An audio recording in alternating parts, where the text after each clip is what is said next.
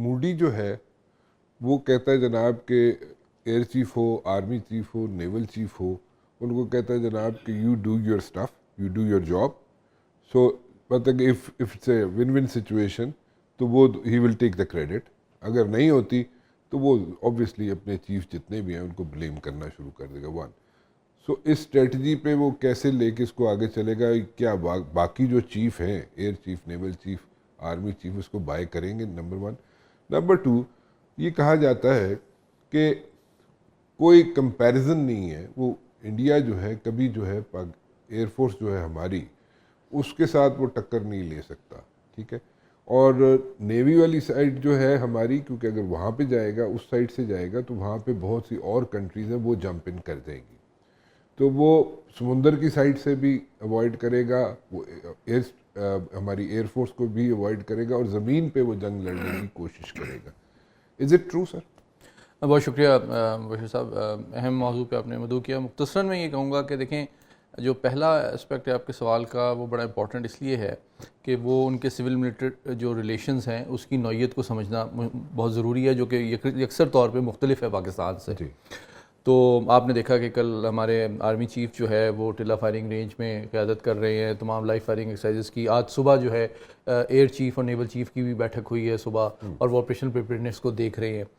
بہت اچھا آپ نے کمپیریزن کیا کہ ان کانٹراسٹ آپ کو نظر آتا ہے کہ مودی صاحب جو ہے اپنے تینوں سروسز چیف اور سی ڈی ایس کو بلاتے ہیں اور ان کو کہتے ہیں کہ جناب آپ نے انتقام لینا ہے، کیسے لینا ہے، کب لینا ہے، کہاں سے لینا ہے، کس طریقے سے لینا ہے، یہ میں آپ پہ چھوڑتا ہوں.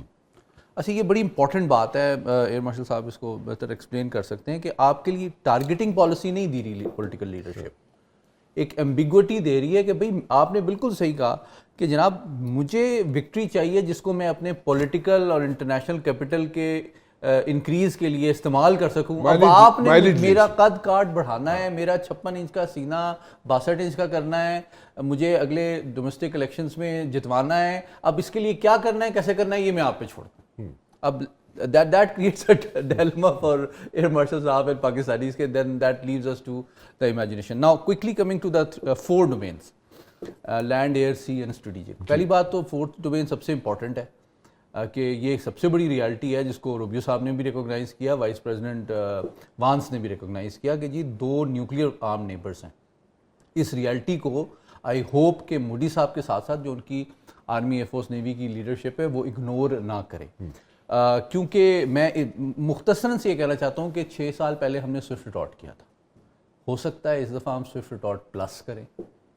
پچھلی دفعہ ہم نے کسی حد تک ریسٹرینٹ شو کیا تھا، جس طرح انہوں نے بتایا کہ 6-7 ہمارے اور بھی جو دشمن کے جہاز تھے وہ نشانے پہ تھے، وہ گرا سکتے تھے. ہو سکتا ہے اس دفعہ ہم نہ دکھائیں. اچھا، دوسری بات یہ ہے کہ کوئکلی میں یہ بتانا چاہتا ہوں، آج 6 سال کے بعد پاکستان ایئر فورس خاص طور پہ وہ بہت بہتر پوزیشن میں ہے 6 سال کے مقابلے میں. کوئکلی 6 چیزیں، لیڈرشپ آپ دیکھ لیں، آپ مورال دیکھ لیں، اس وقت سول ملٹری ریلیشن شپ دیکھ لیں، آپ یونٹی آف کمانڈ دیکھ لیں، ٹریننگ کی کوالٹی دیکھ لیں، ان کے پاس جو ٹیکنالوجی ہے، جو سنرجی ہے تمام ایئر فورسز کی، اور ساتھ ہی ساتھ جو کیپیبلٹی بھی ہے 4.5 جنریشن ایئر کرافٹ کی، چاہے وہ J-10C ہو یا بلاک 3 ہو J-17 تھنڈر کا.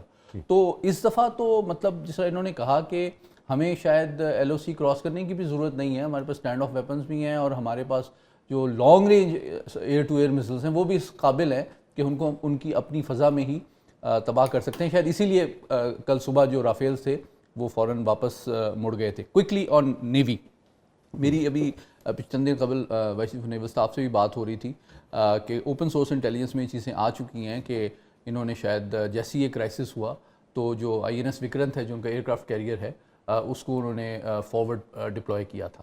تو مجھے وائس چیف نے کہا، میں آئی ایم کوٹنگ ہم، کہ جناب ہمارا تو سب سے پاکستان نیوی جب سے معرض وجود میں آئی ہے اس کا تو سب سے لوکریٹو ٹارگٹ جو ہے وہ ان کا ایئر کرافٹ کیریئر ہے. 65 کی جنگ میں ہمارے پاس ایک سب مرین تھی اور اس کا ایک ہی مشن تھا کہ آپ نے ایئر کرافٹ کیریئر ڈبونا ہے، وہ باہر نہیں نکلا پورٹ سے. 71 میں بھی وہ اس کو بے آف بنگال میں لے گئے. ابھی بھی یہ سچویشن ہے کہ اگر وہ ابھی تو ہماری ایئر فورس جو ہے اس کی جو کیپیبلٹی ہے اور اس کے ساتھ ساتھ جو ہماری نیوی کی کیپیبلٹی ہے، ہمارے پاس پاکستانی میڈ ایسے میزلز ہیں جو دنیا کے بہترین جو سرفیس ٹو سرفیس میزلز ہیں ہارپون یا ایکسوسیٹ اس سے 3 سے 4 گنا رینج رکھتے ہیں. تو اگر اس وقت وہ اپنا سب سے لیوکریٹو ٹارگٹ شوٹنگ کے لیے ہمیں پیش کرتے ہیں تو ہم تو ویلکم کریں گے. تو یہ وہ بات ہے جو کہ انڈیا کی لیڈرشپ جانتی ہے. لیکن آپ کی پہلی بات کا مختصراً جواب یہ ہے کہ I feel sorry and I have sympathies for the Indian military leadership کہ ان کو ایک پروفیشنل فورس کے بجائے ان کو جن توقعات کا سامنا ایک جذباتی غیر ذمہ دارانہ اور انتہا پسندانہ سیاسی قیادت کی جانب سے کرنا پڑتا ہے اس کو عملی جامہ پہنانے میں وہ ناکام رہتے ہیں. اور اس کو ڈاکٹرن کی شکل دینا, اس کو ٹارگیٹنگ اسٹریٹجی میں کنورٹ کرنا میں سمجھتا ہوں ان کے لیے بہت مشکل ہے, اور جس کی وجہ سے میں سمجھتا ہوں بھارت اب نہ صرف اس خطے بلکہ دنیا کے لیے ایک بڑھتا ہوا پیس اینڈ سیکورٹی کے لیے خطرہ بنتا جا رہا ہے. ایئر مارشل صاحب, جو ایئر چیف ہے, Indian air chief, Indian naval chief, Indian army chief, یا فار دیٹ میٹر ان کا را کا ہیڈ جو ہے, جیسے کہ محمد علی صاحب بھی کہہ رہے ہیں, جیسے کہ میرے بھی یہی خیال ہے کہ they are in a catch 22 situation. ٹھیک ہے, کیونکہ موڈی نے بالکل اوپن چھوڑتے ہیں کہ کریڈٹ میں لے لوں گا, تسی جناب اپنا جو دل کرتا ہے کر لو.